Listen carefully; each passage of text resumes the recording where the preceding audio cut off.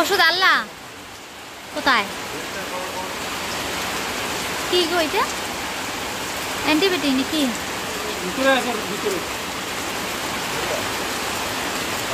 তো একটা দাদাও আসছে তোমাদের দাদা ভাইয়ের সাথে গল্প করছে দুজনে।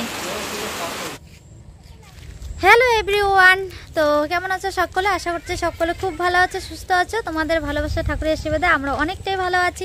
তো আজ হচ্ছে শনিবার আর এখন বাজে সকাল 9টা কি 9:30টার মতন আর কি বাজে। তো সকাল সকালে আর কি ওটা হয়েছে, কিন্তু কি বলতো বৃষ্টি হচ্ছিল, যার জন্য আর কি ব্লগটা শুরু করতে পারছিলাম না। বৃষ্টি হলে তো কোনো কিচ্ছুই শোনা যায় না বৃষ্টি আওয়াজের জন্য। তো এদিকে বৃষ্টিটা হয়ে গেল, এখন একটুখানি এই যে বাইরে বেরিয়েছে আর কি সবাই।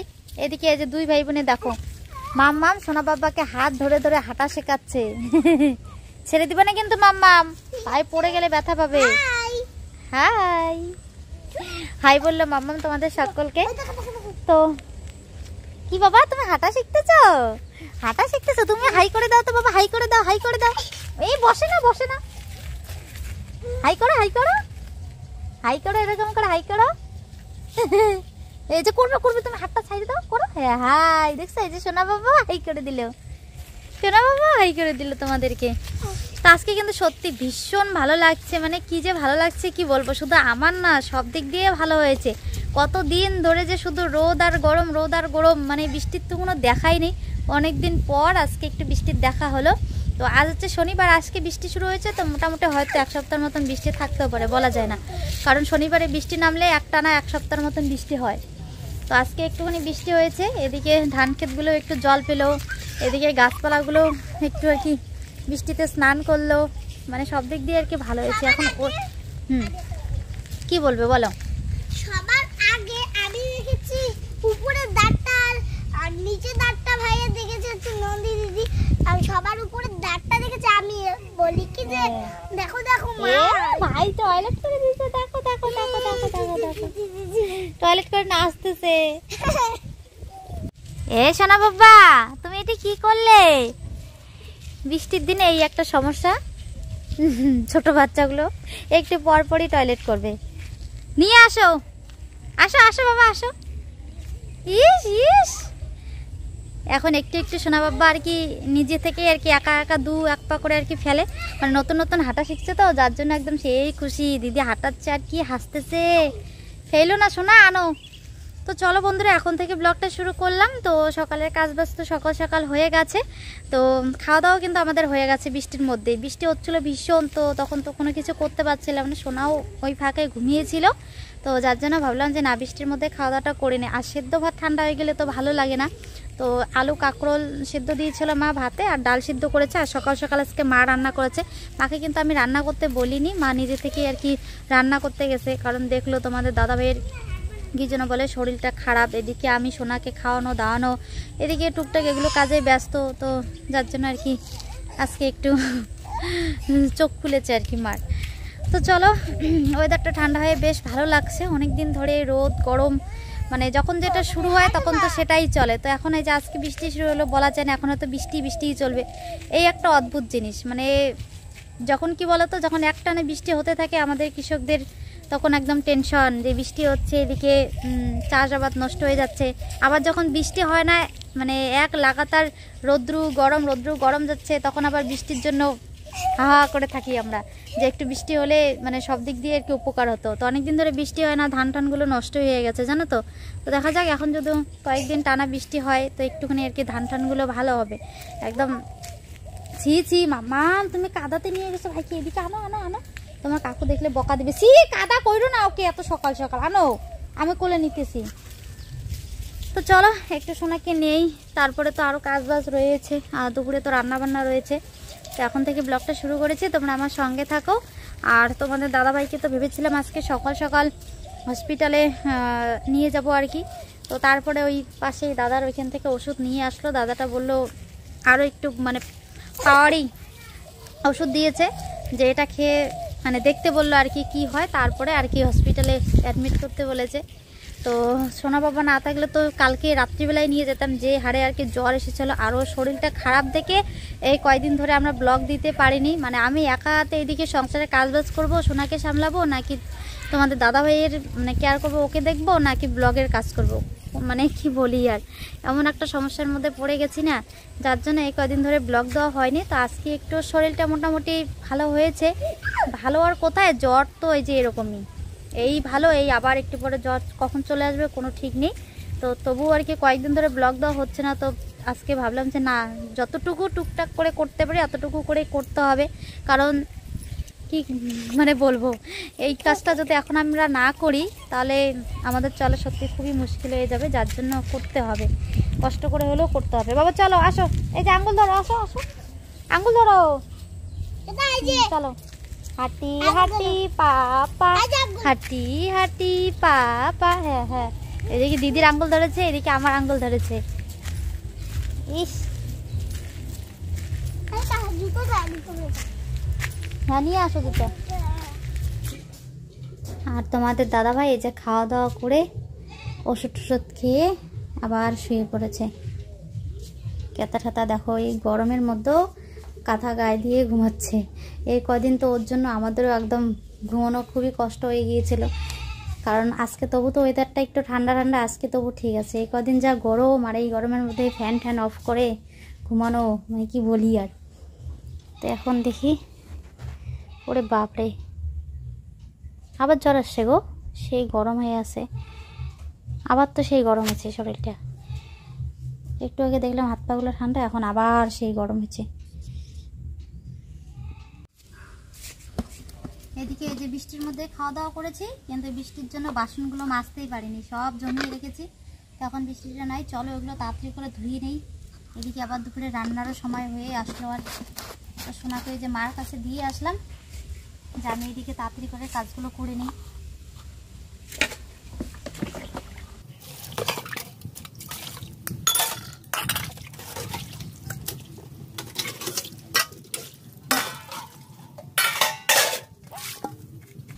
এগুলো ধুয়ে তারপরে সোনাকে খাওয়াবো। ও সকালবেলা খেয়েছিল হচ্ছে দুধ আর চিড়ে, তো একটুখানি ওর জন্য ভাত আর মুসুর ডাল সেদ্ধ রেখেছি, ওগুলো দিয়ে একটুখানি ভাত খাইয়ে দেবো। আজকে সেন্টারটা নিয়েই আসা হয়নি বৃষ্টির জন্য।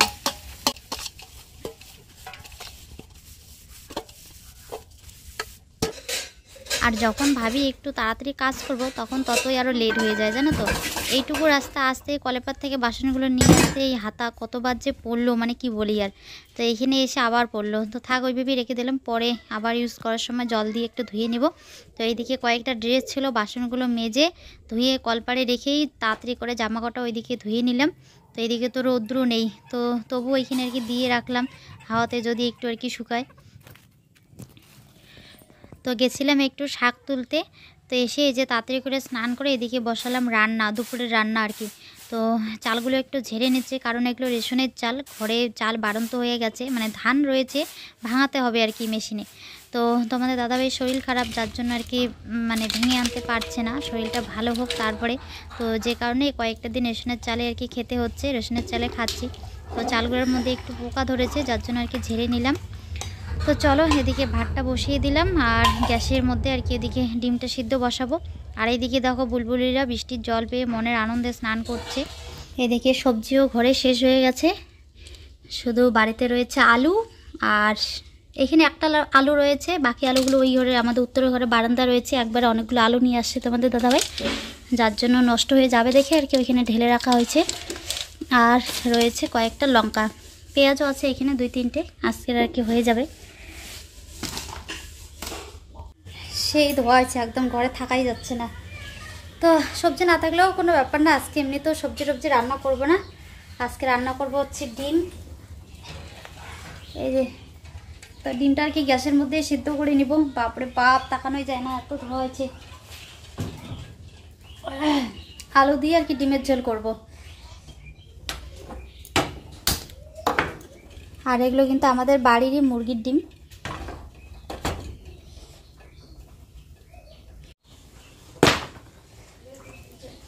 আর একটু ভেজে শাক তুলে নিয়ে আসছি, ঢেঁকি শাক, আলু দিয়ে ডিমের ঝোল, আর রান্না করব হচ্ছে ঢেঁকি শাক।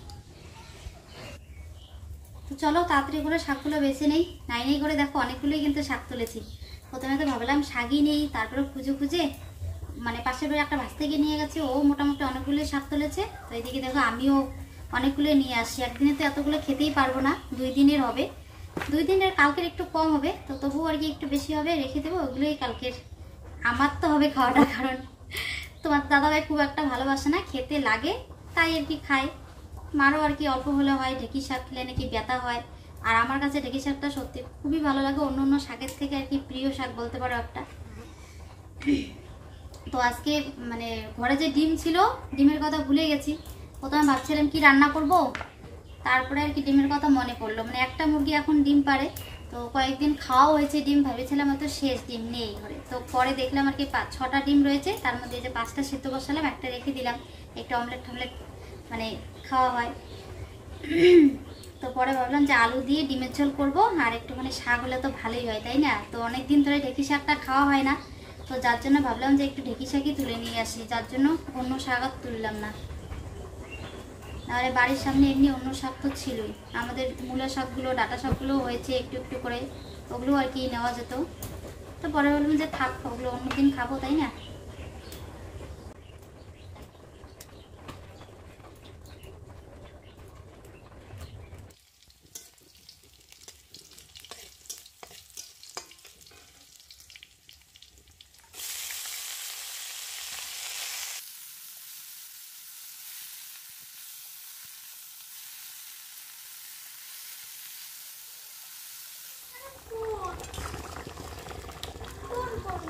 তো ডিমের ঝোলটা দেখো হয়ে গেছে। আজকে একটু পাতলা করেই করলাম, স্পাইসিভাবে করিনি।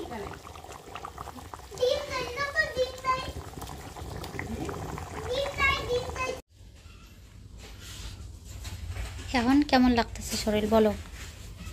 একটু ভালো লাগতেছে এখন। খাইতে পারতেছো? খাইতে পারতেছি, জ্বর আছে আমার, তবু খাইতে পারতেছি। তোমাদের দাদাভাইয়ের জ্বরের ইয়েটাই আলাদা। আমার জ্বর হয়েছিল, আমি একদমই খেতে পাইনি, একটুকু খাইনি, আর ও তো একদম পুরা খাচ্ছে। এই 2 দিনও কিন্তু ভালোই খাইছে, মানে খাওয়ার রুচিটা আর কি নষ্ট হয়নি।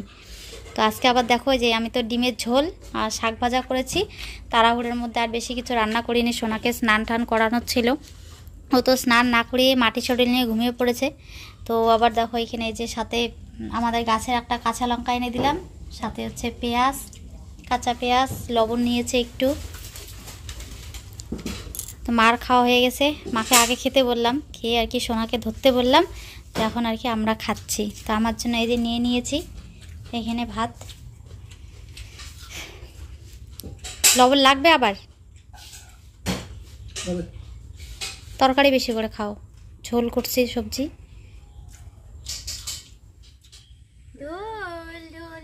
খাওয়া দাওয়া করে উঠেই মা ছেলে একদম খুব সুন্দর দোল খাচ্ছে। এই দোলটা সেদিন আবার বানিয়ে দিলাম, দোলনাটা আগের কাপড়টাই নতুন করে দোলনাটা বানানো হয়েছে, অনেকদিন বানানো হয়নি, তার কারণ বৃষ্টি ছিল, নষ্ট হয়ে যায়, পচে যায়, নোংরা হয়। তো অনেকদিন ধরে তো বৃষ্টি নেই, তো পরে ভাবলাম এখন তো গরম যাচ্ছে, ধরুন কারেন্ট থাকে না ঘরে, আর তখন এই চাংড়াটাও আর কি ছিল না। চাংড়াটা সেদিন বানিয়েই তো আমার জ্বরটা আসলো গো। একটু ধরুন বসতে ইচ্ছে করে, সবসময় তো সোনাকে নিয়ে দাঁড়িয়ে থাকা যায় না। তারপরে তোমাদের দাদাভাইকে রিকোয়েস্ট করলাম যে ঢুলটা একটু দেওয়া না গো বানিয়ে। পরে মশাই ঢুলটা বানিয়ে দিয়েছে, কিন্তু আমরা তো ঢুল খেলেই না, আমাদের সময়ই হয় না। সারাদিন মাম্মা, ওর বন্ধু বান্ধবী সবাই এসে ওরাই ঢুল খেলে। মাম্মামকে সেদিন মার দিয়ে দিয়েছি। তো আমাদের এই যে এখন নিয়ে সারাদিনে আর কি সময় এলো ঢুল খেলা। খাওয়া দাওয়া করলাম। তোমরা বলে যাবেন, আকাশটা কেমন লাগাইছে, চলো। তো খাওয়া দাওয়া করলাম, করে যে এখানে বসে একটু বিশ্রাম নিচ্ছি। আমার কিন্তু এখনো কলের পরে জামা কাপড় ধোয়ার আছে, তবু আর কি ওগুলো না করে এখানে বসে আর কি বিশ্রাম নিচ্ছি। আর এখন যাব একটু এক জায়গায়। ব্যাপারটা ভালো করে বলো, সবাইকে সাবধান থাকতে বলবে। আমাদের বাড়ির পাশেই এই কয়েকটা বাড়ির পরে ওই একটা বাড়ির আর কি মেয়েকে কয়েকদিন হলো আর কি সাপে কামড়েছে আর কি। তো গুক্ষো সাপ আর কি, মানে গুমা সাপ। তো ওই বাচ্চাটাকে একটু দেখতে যাব। বাচ্চা না, মানে একদম 13 বছর বয়স। কি রে বাবা, কিছু কথা বললে খেলে হয় না। এই যে বড় পাতাটা নাও, এটি নাও। তো ওই বাচ্চাটাকে আর কি দেখতে যাব। এমনি বাচ্চাটার আছে ঠিকই এখনো বেঁচে, কিন্তু সমস্যা হয়ে গেছে আর কি, হাঁটতে পারে না ভালো করে, কথাও নাকি ভালো করে বলতে পারে না, যার জন্য আর কি দেখতে যাব। তো তোমরা সবাই সাবধান থাকবে। হ্যাঁ, তো এদিকে আমার মা মানে আমার শাশুড়ি যাবে, ওই যে পাশের বাড়ির দিদি, আরো নাকি কে কে যাবে, সবাই ঘর পরিষ্কার রাখবে সবাই, আসি। সাপ যেন ঢুকতে না পারে বা সাপ যেন বাসা বাঁচতে না পারে। আমরা তো এত পরিষ্কার করে রাখি, তারপরেও জানো তো আমাদের ওই যে ঘরের চালের মধ্যে মাঝে মাঝে সাপ দেখি। ওই সাপগুলো অন্য হয়ে যাচ্ছে, ওগুলো সাপও নাকি কামড়ালে খুব বিষ দেয় আর কি। যাই হোক, ওগুলো শোনার পর থেকে না একটা ভয় ঢুকে গেছে। গোখরো ছিল, এটা গোখরো। আমরা তো রাত্রিবেলা ঘুমাই, মানে বিছানা থেকে যখন মাটিতে পাটা রাখি, মানে আমি লাইট দিয়ে দেখে তারপরে নামি, মনে হয় যে নিচে বুঝে হয়তো আছে, এরকম একটা ভয়। ওদের বাড়িতে যে সমস্যাটা হয়েছিল, মানে বারান্দায় একটা যে ওদের রুম, ছোট্ট একটা রুম ছিল, ওখানে অনেক কাঠ রেখেছিল, ওই কাঠ আর অনেক জিনিসপাতি রাখা ছিল। তো সাপটা এখন কখন ঢুকে পড়েছে, আর ওই ঘরেই ঠিক করে ছিল কি বলে কারেন্টের সুইচ ছিল, ওই সুইচটা মেয়েটা প্রত্যেক দিন দিত, ওই সেদিন দিতে গিয়ে সাপটা ওকে কামড়ে দিয়েছে। তো তারপর ঘোকসাডাঙ্গা হসপিটালে নেওয়া হয়েছে, ওখান থেকে রেফার করছে কোচবিহার। তো যা হোক, ওনার মানে জীবনে মানে প্রাণটা বেঁচেছে ঠিকই, কিন্তু এখনও সুস্থ হয়ে উঠতে পারেনি, হাঁটতে পারে না ঠিকঠাক, কথা বলতে পারে না ঠিকঠাক, হাঁটতে পারে না মানে হাঁটতেই পারে না মনে হয়, আর কথা বলতে পারে না। তো তোমরা সাবধানে থাকবে সবাই, নোংরা আবর্জনা মানে ঘরের জিনিসপাতি ঠিকঠাক গুছিয়ে রাখবে, সব জায়গা যেন নাড়াচাড়া পায়, কোথাও যেন সাপ ঢুকে থাকতে না পারে আর কি। আমি পরে যাবো, চলো। আকাশটা যে কেমন করতেছে গো, ভয় লাগতেছে। হ্যাঁ, বিদ্যুৎ চমকাইতেছে।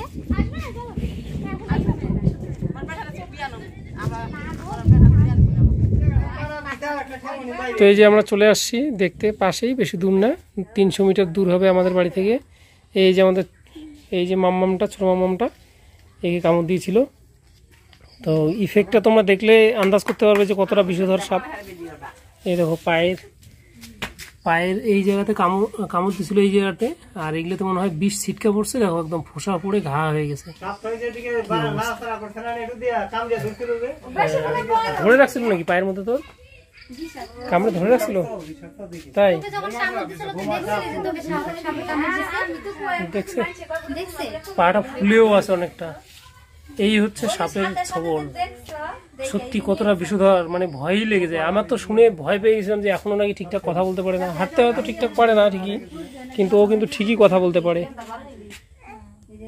পারে, এসে কথা বললাম, ভালোই আছে ও, এখন মোটামুটি সুস্থ হয়ে যাচ্ছে ধীরে ধীরে।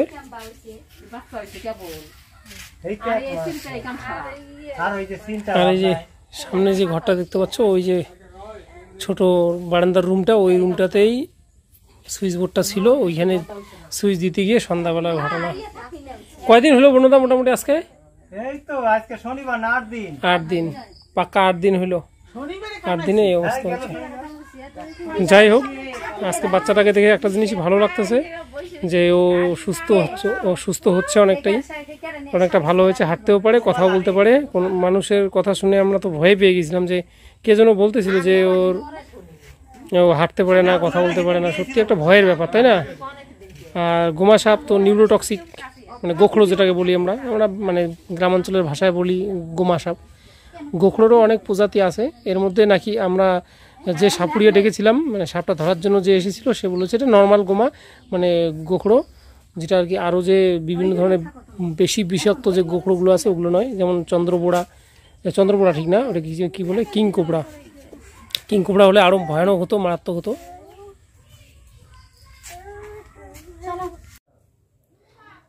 আবার চুলটা খুলে গেল, আকাশটা খারাপ করেছে, যার জন্য তাড়াতাড়ি করে গিয়ে দেখে তাড়াতাড়ি করে চলে আসলাম। আর যা গরম লাগছে, বাড়িতে অনেক কাজবাজ ছিল, সব ফেলে রেখে আগে গিয়ে দেখে আসলাম। তো কলপারে কিছু ড্রেস ধোয়া ছিল, ওগুলো এসে আর কি ধুলাম, ওইদিকে তো ভিজেই গেছি প্রায়, আর গরমও লাগছে, যার জন্য আবার স্নান করলাম। তো চলো, আজকে ভিডিওটা জানো তো এমনিতে অনেকটা বড় হয়ে গেছে, আর তার মধ্যে পুজো এসে গেছে সামনে, কারেন্টের যে এখন ডিস্টার্ব চলছে, সারাদিনে যে কতবার কারেন্ট চায়, তার মধ্যে তো আকাশ খারাপ করছে, কারেন্ট তো যাবে শিওর। তো পরে জানি না, হয়তো কারেন্ট নাও থাকতে পারে, তো যার জন্য আর ভিডিওটাও বড় হয়ে গেছে, যার জন্য চলো ব্লগটা আজকে এখানে শেষ করে দিচ্ছি। দেখা হচ্ছে আরও একটা নতুন ভিডিওর সাথে, কেমন? ততক্ষণ সুস্থ থাকবে, সাবধানে থাকবে, পরিবারের সকলকে নিয়ে হাসি খুশি থাকবে। আর আজকে ভিডিওটা ভালো লাগলে অবশ্যই একটা লাইক করো, বন্ধুদের সাথে বেশি বেশি করে শেয়ার করো, আর চ্যানেলটিতে নতুন হলে সাবস্ক্রাইব করে আমাদের পাশে থেকো। তো চলো, আজকের জন্য টাটা। তো একটু ক্রিম ট্রিম দিয়ে নেই মুখে, মানে গরমের জন্য কয়েকদিন অনেক দিন ধরে জানো তো মুখে ক্রিমই দেই না ভালো করে। তো চুলটাও আঁচড়ানো হয়নি সারাদিনে, তো চুলটাও একটু চিরুনি করি, মুখে একটু ক্রিম দিই। তো চলো টাটা, কেমন? সবাই ভালো থেকো।